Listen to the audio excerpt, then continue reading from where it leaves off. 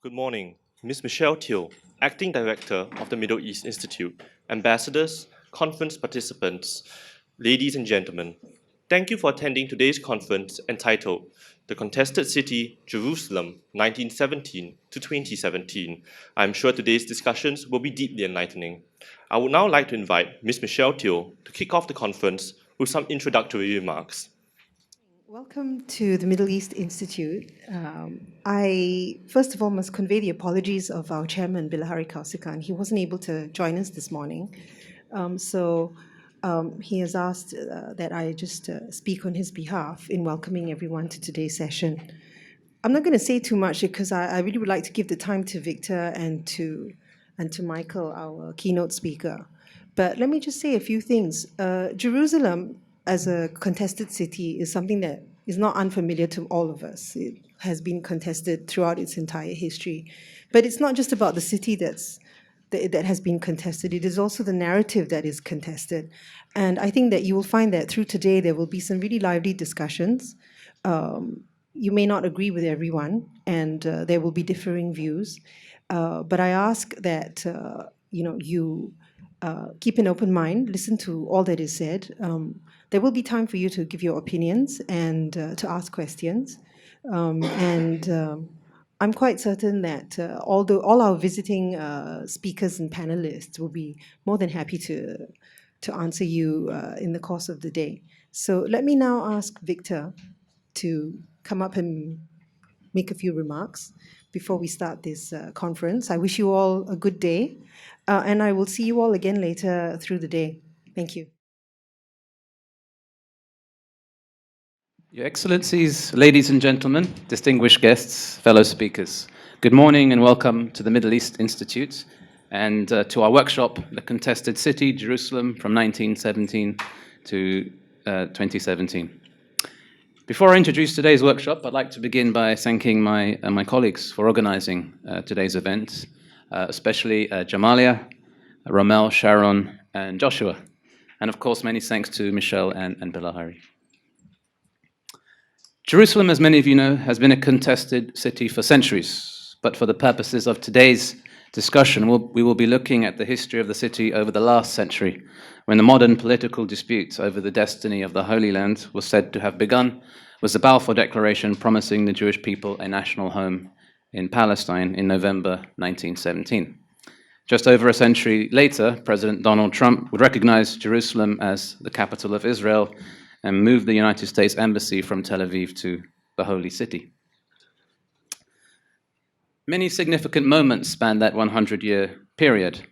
Israel was established in 1948 following the failure to implement the United Nations partition plan and a major armed conflict, which the Palestinians referred to as al-Nakba and the Israelis as the War of Independence. The war fundamentally altered the identity and character of Jerusalem in so many ways. In 1967, Israel captured the old city of Jerusalem and annexed the city in a move that was condemned universally. Given these developments, the international reaction to the recognition of Jerusalem as the capital of Israel by President Trump at the United Nations and at other forums was not surprising, although the reasons justifying that criticism were somewhat occluded. Much was said about the recognition prejudicing final status talks between Israelis and Palestinians, but very little was said about the special status of Jerusalem in diplomatic history, which was one of the reasons so many countries came out to criticize the decision. United Nations resolutions consistently refer to the character and status of Jerusalem, but they rarely explain what that character and status is. The reason why so many countries refuse to move their embassies to Jerusalem is that such a move would imply recognition of Israeli sovereignty over the city. To date, Guatemala is the only other country to have moved its embassy from Tel Aviv to Jerusalem. There is, however, no guarantee that a future Guatemalan government will keep its embassy there. And the reason why Israeli sovereignty over the city is contested is because of the holy places located in and around that city, and the belief that given the intractable nature of the dispute, no single state should have sovereignty over the city, even though everyone knows that Israel has been in possession of the city for more than 50 years. Jerusalem is more than a holy city, however, although of course it has been shaped by the presence of the holy places and by the pilgrims that visit it in their multitudes. But Jerusalem is not a museum like the Vatican, but a living city with its own special features, its own culture, you might say, or subculture, depending on which Jerusalem you visit, east or west, old or new, whether you go shopping in Jaffa Street or the Mamilla Mall, the market at Mahana Yehuda, or Salahuddin Street will say a lot about you, not to mention the different languages that are spoken in the city. To understand Jerusalem, you have to understand its history, not just its ancient history, which is also important, but its recent past. This is why we have panels devoted to the stages of Jerusalem's history, including its diplomatic, institutional, and social history, from the Ottoman period to the British Mandate, to the division of Jerusalem between Israel and Jordan between 1948 and 1967, to the subsequent occupation and annexation of the city. Let me now return to the contested status of Jerusalem, which in my view goes beyond the political dispute between Israelis and Palestinians. For something more was going on in the debates at the United Nations in December 2017. You see, the last time the United Nations had addressed the status of Jerusalem was almost 40 years ago, after the Knesset, Israel's legislature, had adopted a basic law declaring Jerusalem the capital of Israel.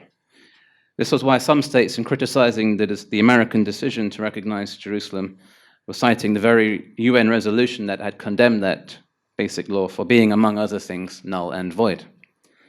Other states cited even older United Nations resolutions from the 1970s and 60s. Egypt, Uruguay, the United Kingdom, Senegal, and Sweden even made reference to a resolution from 1947, which predated the Declaration of Independence of the State of Israel in 1948. How could a UN resolution that was more than 70 years old possibly be relevant to what President Trump had to say about the city less than 2 years ago, you may ask? My answer would be as follows. You see, the sovereignty dispute over Jerusalem goes back to the earliest days of the League of Nations, when the United Kingdom became the mandatory power after 4 centuries of Ottoman rule, which Falestine Naili will address in her paper in connection with the changes to the municipality of the city. The problem was that during the period of the League of Nations, none of the great powers could agree on what to do with the holy places in Jerusalem. Their status was left in limbo. The articles in the mandate concerning the appointment of a commission to study, define, and determine the rights and claims in connection with the holy places and the rights and claims relating to the different religious communities in Palestine, as referenced in Article 14 of the mandate, was never brought into effect. And we must also remember that the United Kingdom never had sovereignty over Palestine. It was a mandatory power. It only had a right to administer the territory. In 1947, before the United Kingdom relinquished the mandate, the United Nations recommended the establishment of a special regime or a corpus separatum for the city of Jerusalem and its holy places, which Elad Ben-Dror will address in his paper. While the United Nations partition resolution was ultimately never enforced, the United Nations did not give up on the idea of establishing that special regime. This is what is meant by the character and status of Jerusalem in subsequent UN resolutions. I do not mean to suggest that what United Nations member states had in mind in voting for these resolutions was establishing exactly the same institutional arrangement that it envisaged in 1947. Too much water has passed under the bridge since then, and there have been too many changes to the demographic composition of the city, as we shall learn from Issam Nasser's, Menachem Klein's, and Nur Arefe's papers. But despite these changes, the idea that Jerusalem should be treated differently from the other cities in Israel-Palestine has not been abandoned. Even today, we have consulates in the city that are accredited neither to Israel nor to the Palestinian Authority, but to the city of Jerusalem. And the existence of these consulates goes back to the 19th century, long before the establishment of Israel or Palestine, as Roberto Mazza will shortly explain in his presentation on the Italian consulate. Then there are the special interests in the city of various states, including France, Russia, Jordan, and the Holy See, with their extraterritorial domains, as Dominique Trimbour, Elena Astafieva, Silvio Ferrari, and myself will address this afternoon. The Greek Orthodox and Armenian churches are also major landowners in the city, and I have not mentioned the Anglicans and other denominations, as we could not cover all of the churches. But what I think is special about the French, Russian, Jordanian, and Vatican interests in Jerusalem is that they concern sovereign actors. Does the special status of Jerusalem still matter, you may ask? Well, exactly 1 year ago today, on the 4th of July, 2018, the State of Palestine informed the United States of the existence of a dispute under the Vienna Convention on Diplomatic Relations. I know some of you may be raising your eyebrows by my reference to the State of Palestine, but it has been recognized as a non-member observer state in the United Nations since 2012. Given that the 4th of July is a holiday in the United States, it appeared that nobody in the State Department took Palestine's notification seriously when it was made. And a few months later, having received no response, Palestine's lawyers promptly made an application at the International Court of Justice challenging the legality of President Trump's decision to move the US Embassy from Tel Aviv to Jerusalem. It is too early to say whether this case will ever reach the merits, and indeed one of the issues the court will have to address in its preliminary phase is Palestine's claim to be a state. But one of the arguments that Palestine's lawyers appear to be advancing is that no state has sovereignty over Jerusalem, and therefore the United States could not legally move its embassy to the territory of the receiving state, as it says in the Vienna Convention. This is because the provision in question is based on the assumption that embassies can only be located in the territory of a sovereign state. And the position that no state has sovereignty over Jerusalem had also been the position of the United States government from Presidents Truman to Obama. Trump changed that, of course. The question is whether he could do so legally. Our keynote speaker today needs no introduction, as he is a familiar name to anyone who writes on Jerusalem or on the Arab-Israeli dispute more generally. Mick Dumper is a professor in Middle East politics at the University of Exeter in the United Kingdom, a prolific author and a frequent visitor to Jerusalem, where he has undertaken much of his research. He also has a connection to Singapore, which I will let him explain in his talk. One of the things I admire most about Professor Dumper's work is his knowledge and detail of events happening on the ground in Jerusalem, and I was pleased to see that his work has been cited in some of the papers that will be presented today.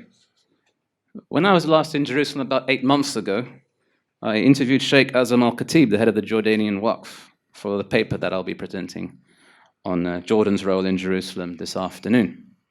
After I finished the interview, one of his advisors told me that it would be a good idea if I also spoke to Professor Dumper. Clearly, Professor Dumper is held in the highest regard.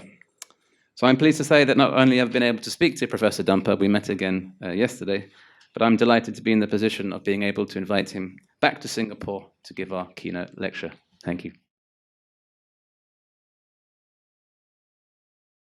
Good morning to everybody, and I'm very pleased to be here. It's a great honor and great pleasure for me to give this keynote address, and I'm very much looking forward to the discussions that we're going to have later today. And the invitation is especially meaningful to me for personal reasons. Part of my childhood was spent in Singapore when my father was the Dean of St. Andrew's Cathedral, and I am an old boy of St. Andrew's School. And as the only European pupil in the school, it provided me with friends and experiences which have been the foundation stone of my outlook on the world. The school's multi-ethnic, multi-confessional, and multicultural environment was an important example of how humans from very different backgrounds and beliefs can study and work and live together. And that experience has driven my quest for understanding the causes of the conflict in the city which is the focus of this conference, Jerusalem. So why should Jerusalem be of interest to Singapore? This was a question posed to me when I first mentioned the invitation to colleagues, and I think it is apt to just touch on this briefly in my introduction as a way of focusing our minds on the relevance of this conference. In the first place, we should note that Singapore lives in a politically dynamic and multi-confessional region with an astonishing cross-section of beliefs and values. In many cases, these beliefs and values are expressed in political and sometimes quite militant terms. For example, to the east of Singapore, we have the activities of the Abu Sayyaf group in the Philippines. Just to the west and south, there is Indonesia, the most populous Muslim country in the world. To Singapore's north, there's a revival of Salafi-inspired activism in Malaysia. There's Buddhist-Muslim tensions in Myanmar, and an increasingly Arabized South Indian Muslim community emerging in Kerala. And finally, an outbreak of Muslim-Christian tensions in Sri Lanka. And this is a volatile mix of religion, ethnicity, and national identity, often waiting to erupt into political violence. And the religious dimensions of these tensions also brings the role of Jerusalem as a holy city even more to the fore. So what happens in the Middle East and in the Palestinian-Israeli conflict contributes to this volatility.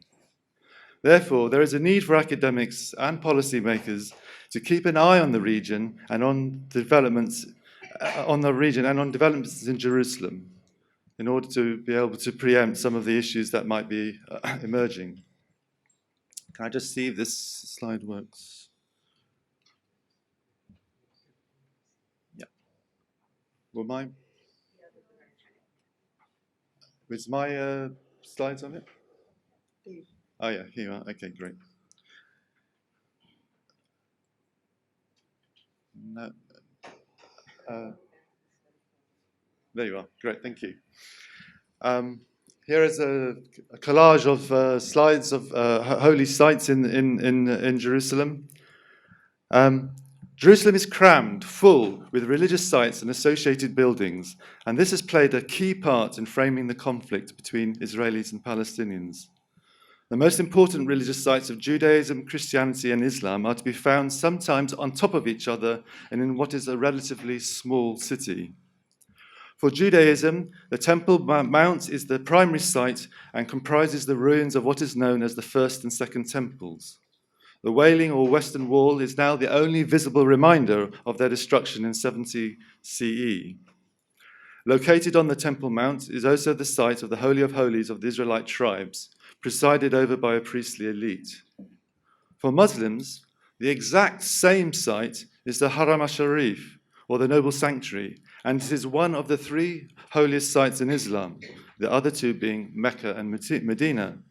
It contains the Dome of the Rock, where the Prophet Muhammad is believed to have briefly ascended to heaven, and Al-Aqsa Mosque, which is the direction that the first Muslims prayed to before there was a decision to face Mecca. In Islam, the Wailing Wall is known as Al-Buraq in Arabic, and is believed to be the site where the Prophet Muhammad tied his horse during his ascension to heaven. Nearby is the Holy Sepulchre, the preeminent Christian holy site which marks Golgotha, where Jesus Christ is believed to have been crucified after his final walk along the Via Dolorosa, which runs through most of the city. And in this way, Jerusalem is not just holy to one religion, but is holy to three. And not only are these three religions the main monotheistic religions of the world, but they have emerged from each other's traditions and cultures and have elements of doctrine and ritual that both overlap and are embedded in each other. And in this way, layer upon layer of faith and belief has been deposited upon the city. Having lived and visited the city many times since 1977, I have become so accustomed to this plurality of faiths and the variety of rituals on the streets that it is often easy to overlook this uniqueness. When I look at the names of the other presenters of this conference, I'm quite humbled by the array of expertise and scholarship. And Victor has carried out a very commendable job in assembling such a team. As someone who does a lot of conferences, it's not easy to bring such a disparate group together. In his invitation, Victor suggested that my presentation should include an overview of some of the key developments in Jerusalem, in order to both set the scene for the subsequent papers, but also to provide others who are less familiar with Jerusalem an acquaintance with the broad sweep of its modern history and politics. While I will be faithful to Victor's suggestion, I think it is useful to start with a snapshot of where we are now, that is the current situation, which will give us a strong idea of why Jerusalem continues to be a key issue in understanding the conflicts of the Middle East in the region. Following from Victor's introduction about the move of the embassy, the US Embassy. In December 2017, the US government announced that its embassy to Israel was to be relocated from Tel Aviv to Jerusalem. And in doing so, it would recognize Jerusalem as the capital of the State of Israel. This was a momentous decision whose consequences are still being played out today. As Victor said, until this announcement, the US Embassy, together with every other embassy in Israel and Singapore's, was located in Tel Aviv and not in Jerusalem. This comprehensive diplomatic boycott by the international community was a sign that it did not recognize the city as the capital of Israel and that its future governance was still subject to negotiations. The reasons for the position taken by the international community will become apparent later in the presentation. But at this stage, I just wish to highlight two important effects of this dramatic change in US policy. Could I just have my water?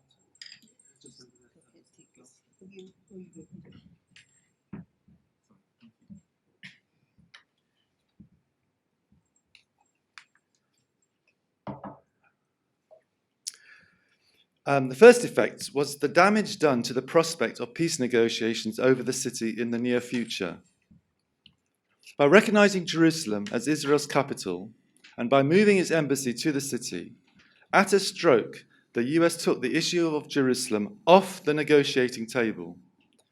Because of the central role played by the US in the peace negotiations, the US decision preempted the possibility of a Palestinian counterclaim to the city being considered and consequently nullified the purpose of those negotiations.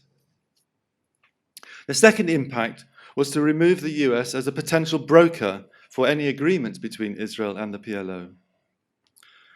As important as these two effects is also the fact that the US decision postponed negotiations over other important issues.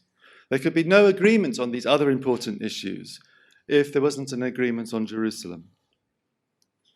And to many experts and observers of the Jerusalem issue, the US decision was confusing, and the lack of clarity over the geographical term, what was termed Jerusalem. What did they mean? The announcement specified that the US was taking, in inverted commas, no position on boundaries or borders. But what did this mean? Did this mean that the US recognized Israeli sovereignty over both Israeli West Jerusalem and Palestinian East Jerusalem? And if so, then which borders in East Jerusalem was it recognizing as the part of the capital of the State of Israel? Scholars of Jerusalem will point out that there are quite a few boundaries, walls, barriers, and borders, and not all of them are congruent with each other. So what was the US actually recognizing? Which parts of Jerusalem were to be regarded as part of Israel? So at this point, we need to wind back a bit to the beginning and show how this lack of clarity is important and how it arose in the first place. And this will be the focus of most of my presentation. The theme running through the presentation, it will be the fluidity of the borders of the city as it rapidly expanded in the 20th century and as it was contested by Palestinian and Israeli nationalism. My overall contention is that Jerusalem has been a city of many borders, which simultaneously led to many challenges to policymakers, but it also offered up some opportunities for accommodation between the parties. I apologize to the Jerusalem experts here. I'm just doing a quick potted history for the next few minutes just for the general audience. So in 1922, following the defeat of the Turkish forces in the First European War, the British mandate for Palestine was recognized by the international community. A key British policy that was fundamentally at odds with the Palestinian goal of independence was the policy to advance a Jewish national home in Palestine that had been initiated by the Balfour Declaration of 1917 and that declaration was incorporated into the terms of the British Mandate. Jerusalem, with its many iconic religious sites, as well as its role as the centre of the colonial government, became one of the stages on which Palestinian and Jewish and then later Israeli nationalisms fought. The rapid expansion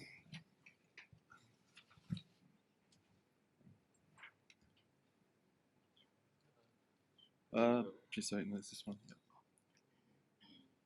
There you are. The rapid expansion of Jerusalem outside the walls of the city, and hence its boundaries and borders, began with the establishment of the British Mandate. New employment opportunities in government and municipal service drew in Palestinians from the hinterland, and the increased flow of Jewish settlers as a result of the Jewish national home policy led to extreme congestion in the city. New neighbourhoods were created, mostly in the west of the city, and roads to the surrounding villages were improved, which brought them into the city's orbit even further. As a result, the British introduced a series of extensions to the city's municipal borders. And I wish here to fast forward to the narrative of 1948 to draw your attention to the partitioning of Jerusalem, which was one of the most important events in the city's modern history. Without entering into too many details, which will be discussed later today, the British Mandate proved impossible to sustain in the face of growing Jewish immigration and the clamour of both Palestinian and its Jewish communities for an independent state. In 1947, the United Nations proposed a partition of Palestine into three entities: a Jewish state, an Arab state, and a temporary an international zone. Oops. There you go. A Jewish state, an Arab state, and an international zone. The international zone for Jerusalem was never established. Following the outbreak of fighting between Palestinian, Arab, and Jewish communities, the British withdrew from Palestine in May 1948, and the city was divided between what became known as Israeli West Jerusalem and Palestinian East Jerusalem. Here you are. It is a division which lasted 19 years until the Israeli takeover of East Jerusalem in 1967. It is also a division which left its scars on the city to this day, and where it is still possible to identify physical markers and architectural and cultural differences between the two sides of the city. All of the Palestinian population in the western neighborhoods of Jerusalem fled to the eastern side. Similarly, all the Jewish population in the Old City and in the enclaves adjacent to the Old City fled into the areas held by the new state of Israel. The dividing line ran along the western edge of the Old City before curling back to the coast. And this became known as the famous Green Line. And during this period of division, the municipal area of East Jerusalem fell under the control of the Hashemite kingdom of Jordan and was slightly enlarged to incorporate a number of villages. Similarly, a new municipality was established in West Jerusalem, also with new and larger borders.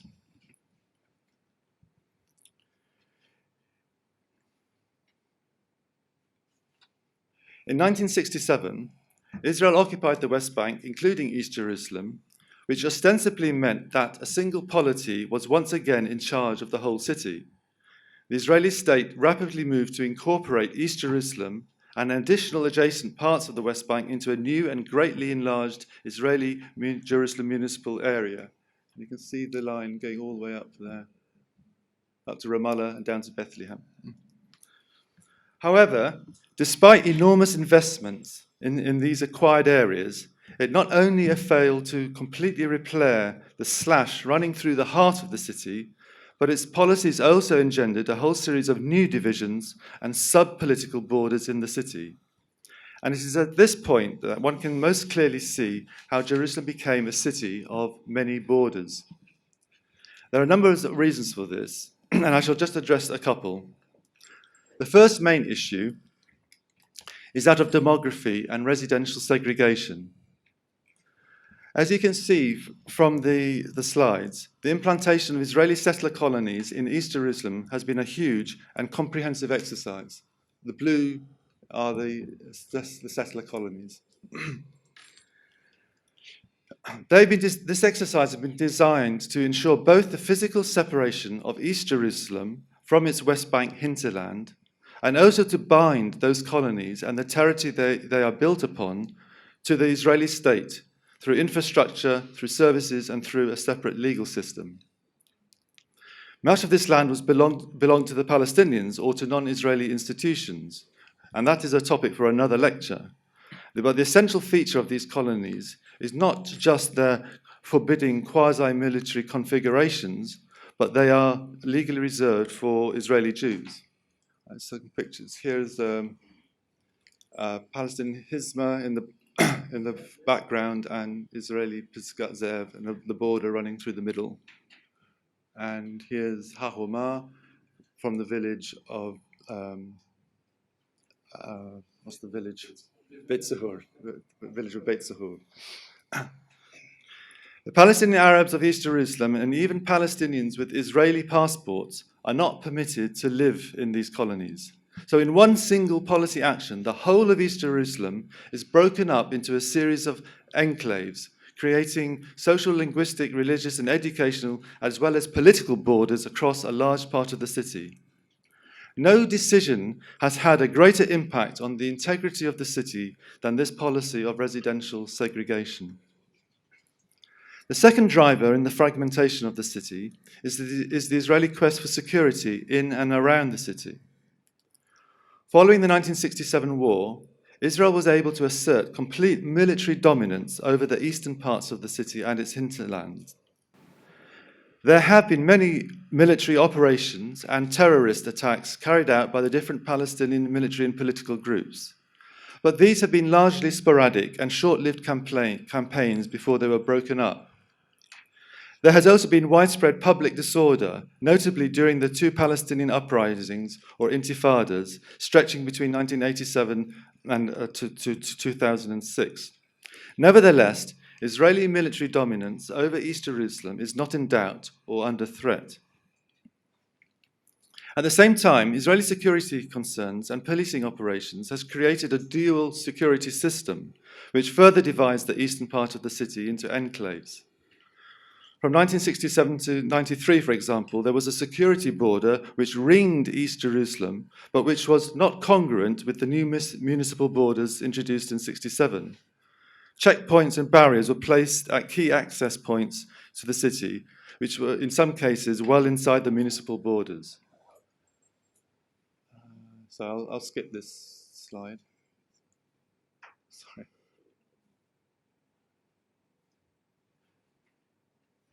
This is showing the mixture, the enclaves, with the yellow being the Palestinian areas of residence and blue being the Israeli ones. And this is the new wall that is circulating around. I'll come to that. But here's a picture of a barrier that's just actually outside the Hebrew University, between the Hebrew University and Isawiya village. And it's inside the middle of Jerusalem. From 1993 onwards, following the wave of attacks by Palestinian militants on Israeli military and civilian targets, a barrier, also known as the Wall, was erected that ran between Israeli colonies and the more outlying areas of Palestinian residents, and this bore little relation to the municipal borders of the city. And that's the map I showed you here. So the dotted line is the municipal borders, and the dark line is the wall or barrier. Thus, not only was East Jerusalem divided by policies of segregation, but it was further divided by policies which sought to enhance the security of Israeli residents. There are other examples which may not have had the same impact as the segregation and security policies mentioned above, but nonetheless have complemented the fragmentation those policies have brought to the city. These are referred to as the soft borders of the city. One example is that the water supplied by the northern Palestinian suburbs is actually piped in from Ramallah. The electrical power in Palestinian areas in East Jerusalem is supplied by a Palestinian company. So you have a situation in in the capital of the State of Israel. Some services were supplied by institutions which are associated with Palestinians. So this is the water border where the blue bits are, and this is the electricity border, a soft border. A final example of one of the soft borders of Jerusalem is in the realm of religion. As one might imagine, in a city so replete with religious institutions and religious history, the role of religious communities and their governing hierarchies plays an important role in the way the city is governed. These are powerful institutions which constrain the ability of the state to exercise its full sovereignty and jurisdiction in Jerusalem. In the period after 67, when Israel began its colonizing activities and extended its law over East Jerusalem, it made concessions to the Muslim and Christian religious establishments, which allowed a significant degree of autonomy in their internal administrative arrangements over their properties and their holy places. One should recall that significant parts of East Jerusalem, and in particular the Old City, are owned and administered by the churches, or an Islamic foundation known as the Waqf administration. And since 1967, the Waqf administration has continued to be funded by the Jordanian government, which also appoints most of the senior personnel. Thus, the Waqf administration, a semi-autonomous administration employing several hundreds of people and carrying out significant building works, is managed by the Jordanian government and staffed by personnel loyal either to the PLO or to Hamas in the heart of the territory that Israel is claiming as its capital. So taken together cumulatively, these crisscrossing hard and soft borders combine to divide Jerusalem up into small pieces. There are enclaves and stretches of land or streets which operate under different legal jurisdictions, different policing rules of engagement, different educational curricula, but which are adjacent or in close proximity to each other. Now, in recent years, I have been comparing religious conflicts in cities in Europe and Asia in order to understand better the dynamics of conflict in Jerusalem. I carried out a comparison between the cities of Cordoba, Benares, Lhasa, Georgetown in Malaysia, and Jerusalem to examine their propensity to conflict over religious issues, and focusing on issues which were perhaps contrasting or similar to the situation in Jerusalem. I'll just skip.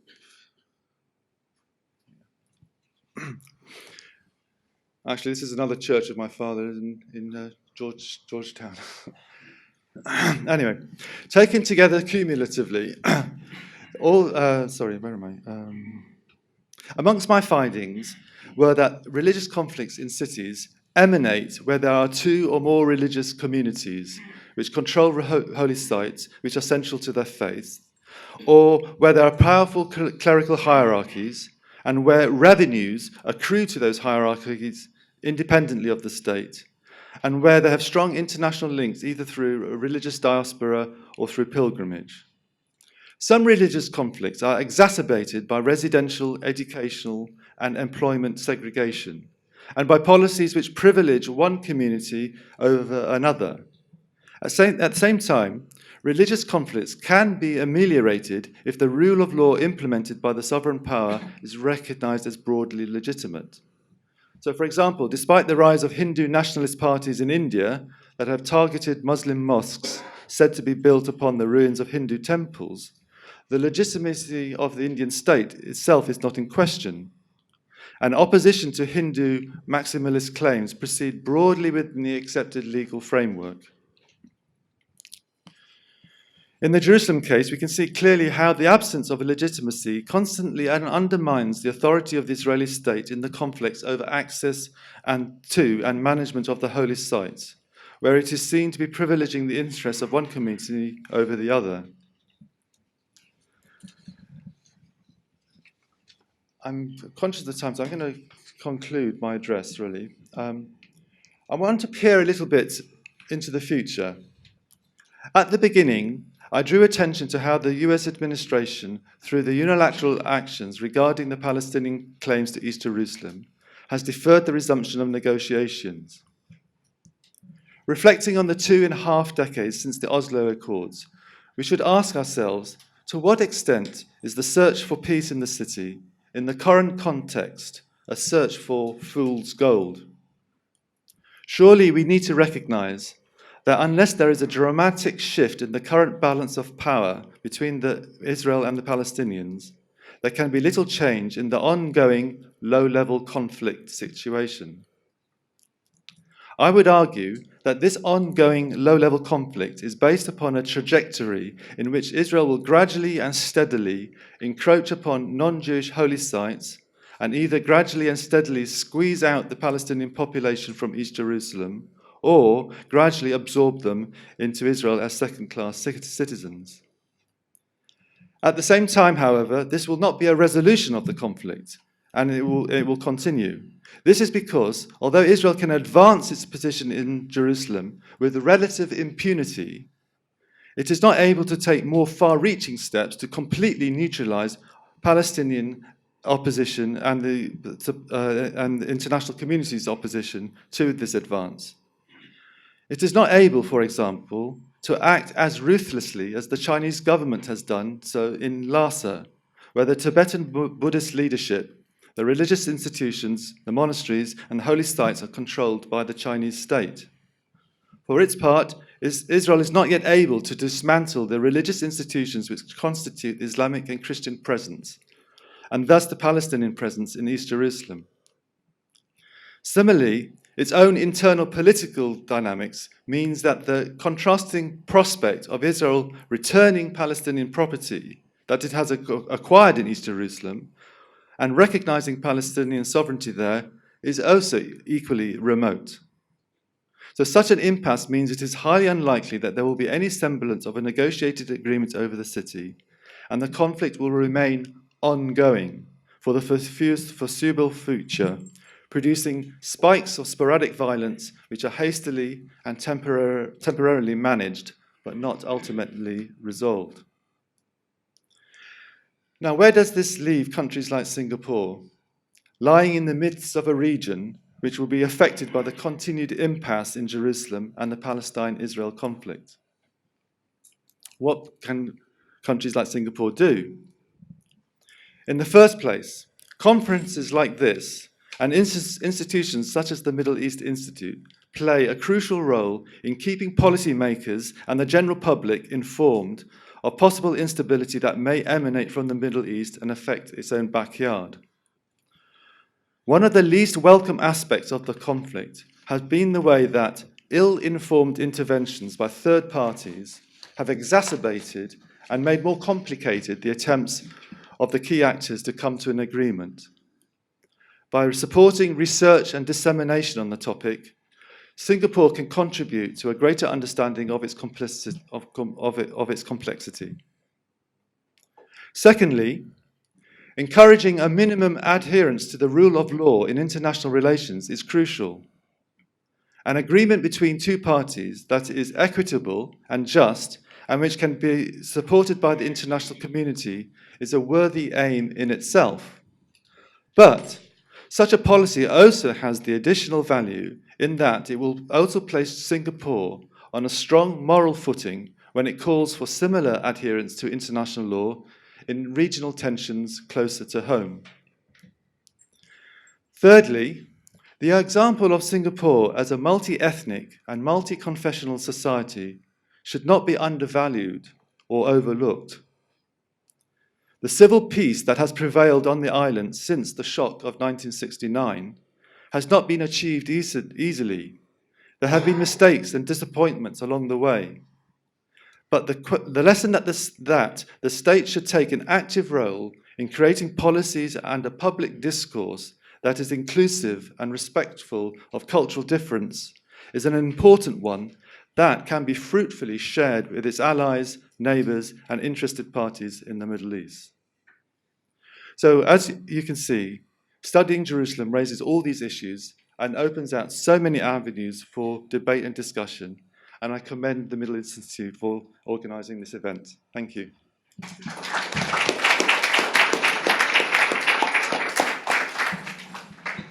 Thank you very much. Professor Dumper is happy to take questions. We have about 6 or 7 minutes. If you can raise your hands and restrict your question to one, I'll take a few now.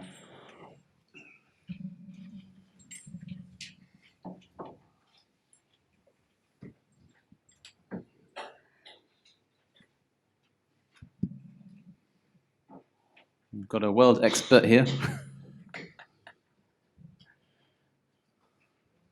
All right, and I've got my own questions, but I don't want to hog it.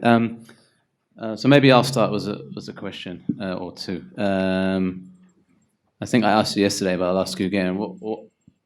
What provoked your interest in studying Jerusalem in such depth? And then my second question is a bit more technical, and it's about the status of the E1 project, the settlement project. I don't know if you're familiar with whether that's going ahead or not. Yeah. I was just wondering, because I was looking at your map. So is that 2 questions? That's 2 questions. So what drew me to the study of Jerusalem? Is this on? Yeah. Yeah. Well, as I think I intimated, living in a multicultural, or growing up in a multicultural society like Singapore, it influenced me greatly. But as coming from a religious background, I became very interested in the religious issues and how they intersect with politics. And then the responsibility of the British government for creating the problem in Palestine kind of weighs heavy on somebody who's involved in public political activity. So it seemed that's a contribution I could make to see how kind of rectify the damage that the British government has done to the region in the past. So it's a combination of personal and political. In terms of the E1 project, I'm really not up to date with the latest. I try and keep to the big picture. But the E1 project, if you're not aware of it, involves a very large piece of land in East Jerusalem, which will completely separate the sort of core Palestinian areas from the West Bank hinterland. And if that goes, it also implies the absorption of another Israeli settlement colony way out in the west called Ma'ale Adumim into Jerusalem, and it altered the demographic balance of the city in quite a dramatic way. But there are other elements to it, but that's, I think, the main issues. Okay, thanks, Mick. We still have 5 minutes. Ambassador. Please say your name as well, so I might know who you are, but the speakers might not know who you are. Hello, and thank you for this presentation, Dr. Dumper. I think it's very informative. I'm the ambassador of Jordan, Mahmoud Humud. Listening to your very interesting presentation and the conclusions that you made at the end, it doesn't show that there's a light at the end of the tunnel with regard to the resolution of the conflict, and seeing the political realities that have been taking place and the erosion of the prospects of a two-state solution. What do you think is the way out? What is we are talking about? I mean, if you heard today what Senator Lindsey Graham has said, who's a very staunch supporter of Israel, he said, I cannot accept a solution of one-state solution, whereby either a state will be a Jewish but an apartheid state. On the other hand, it will be a democratic state whereby the majority will be Arab.